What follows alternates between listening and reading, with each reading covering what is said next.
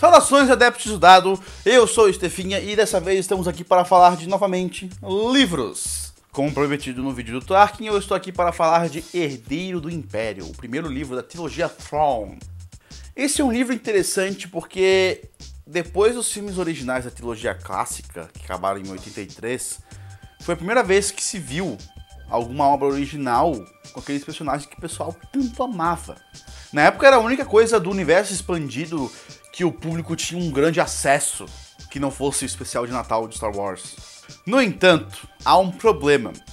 Eu, Stefan, de hoje em dia, não tenho muito interesse em ver os personagens antigos mais. Eu quero coisas novas de Star Wars. Eu já consumi muita coisa de Star Wars. Talvez o Stefan de 10 anos atrás, que queria participar de Conselhos Jedi e JediCons e afins, gostasse muito mais desse livro.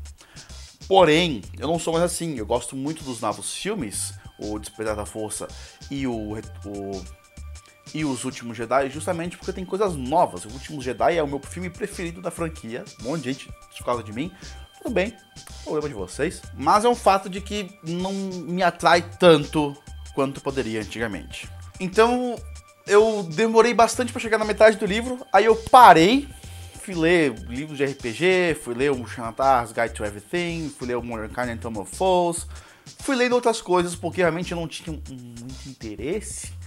E a narrativa realmente demora pra engrenar, porque você tá acompanhando Luke Skywalker, Leia Organa solo, porque ainda é nos anos 80, então toda personagem feminina que se casava tinha que ter o nome do cara, e o Han Solo, em vez de ser Han Organa solo, sei lá.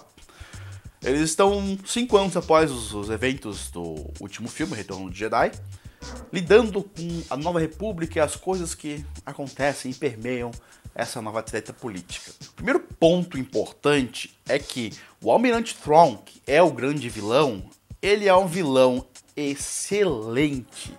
É um tipo de vilão que realmente não se vê de forma comum. Realmente não se vê esse tipo de vilão. Não é um vilão, primeiro que é um vilão do remanescente do Império, então ele tem pouquíssimos recursos. Ele não é um cara que pode sair matando Stormtroopers a dar com pau, como Darth Vader ou outros tipos de vilões de Star Wars, que tem recursos infinitos e jogam isso pra cima dos heróis. Ele tem recursos limitadíssimos e a gente acompanha cada passo que ele faz para manter que esses recursos, apesar de poucos, sejam mais que suficientes para ficar parelho, pra ter uma ameaça realmente à República. Então, o Almirante Thrawn, que é o grande a grande atração desses livros, é muito bom acompanhar ele.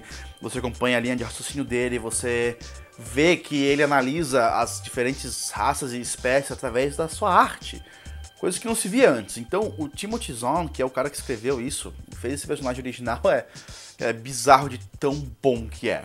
Aliás, o Almirante Thrawn, ele acabou sendo canonizado, né, porque esse é um livro do selo Legend, ou seja, ele não é mais canônico, ele é do universo expandido, antigo, não é mais canônico. Caiu meu Hook Horror. Ele foi canonizado na série Star Wars Rebels, na 3ª temporada, e de uma forma muito excelente.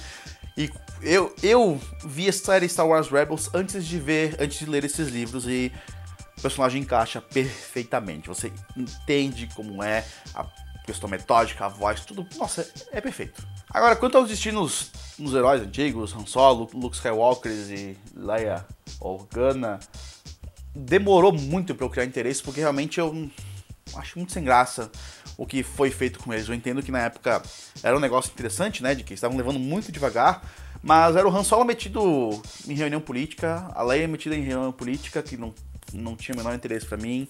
O Luke não fez nada até agora, ele tá lá com o seu sabre de luz, ele não encontrou nenhum outro Jedi ainda, então tem essas coisas que mostram que não avançou praticamente nada em 5 anos. Então realmente a trama ela demora bastante pra engrenar, a gente acompanha uma trama principal e tem uma subtrama da Nova República que permeia o negócio que depois de um tempo tu esquece. Tem um pouquinho no começo e um pouco no final, mas fora isso, você se esquece completamente que ela existe, pelo menos eu esqueci. Eu acho que isso poderia ser só um cliffhanger de repente no fim do livro, e aí pra começar o segundo livro, enfim. Outra coisa que não faz muita diferença pra mim, mas certamente fez muita diferença pras pessoas que eram fãs de Star Wars na época, era que foi a primeira vez em Kashyyyk né, o lar dos Wookiees. Então, lá fala um pouco como é as cidades e o universo dos Wookiees. E foi uma forma interessante de explorar isso. Mas é aquela, pra mim, tanto faz. E engraçado que é uma visão bem diferente do que foi mostrado no terceiro filme, né, A Vingança do Sith. Em que lá basicamente é uma galera mais ali na Terra, enquanto no original, no Herdeiro do Império, os Wookiees vivem nas árvores. Nas árvores mesmo, lá no topo, assim, com galhos gigantescos formando pontes, e eles usam as garras deles para se transportar. É uma combinação de magia. É uma combinação de natureza e tecnologia que as pessoas não entendem o quão fantástico é. Tem personagens novos dos Wookiees, é legal, assim, tipo, é bem legal mesmo de acompanhar. E aí tem mais um ponto que também foi meio que varrido por causa dos filmes da trilogia nova, que é a parte das guerras clônicas. Nessa época ainda não havia ideia, pelo menos o George Lucas obviamente não tinha exigido essa ideia, de que os clones originalmente eram o que deu origem aos Stormtroopers, né? E que depois eles eram clones, aí depois os clones foram apodrecendo e se deu início à Academia Imperial. Nessa época, as guerras clônicas eram aparentemente a ver com os Jedi, a ver com todo mundo. Porque há um clone de um Jedi antigo aqui, que tá sendo abordado pelo Thrawn e tal. Então esse livro acaba sendo um pouco de uma relíquia de um tempo antigo de Star Wars, um tempo inocente de Star Wars. Se você gosta da mitologia de Star Wars, esse livrinho aqui, esta belezinha, vale a pena. A narrativa é boa, a tradução que é do Fábio Fernandes é boa, por mais que eu ainda me incomode muito de como se decidiu traduzir muitos termos de Star Wars, né, com veículos sendo mantidos em inglês.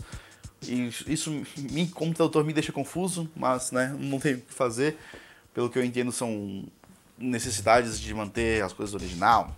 Enfim. Mas a narrativa é boa, de verdade. A tradução aguenta bem essa responsabilidade. E quanto mais você avança no livro, especialmente na segunda metade, as coisas acontecem. E tem todos os elementos clássicos de Star Wars ali. Tem a parte da política, porque todo Star Wars tem que ter parte da política. Se você acha que Star Wars não tem parte de política, você não viu os mesmos filmes que eu. Tem a parte do sabre de luz e questão de Jedi. E tem a parte das batalhas espaciais, que lendo Batalha Espacial nesse livro dá pra imaginar perfeitamente você seguindo uma nave, assim, que nem os filmes clássicos conseguiram fazer.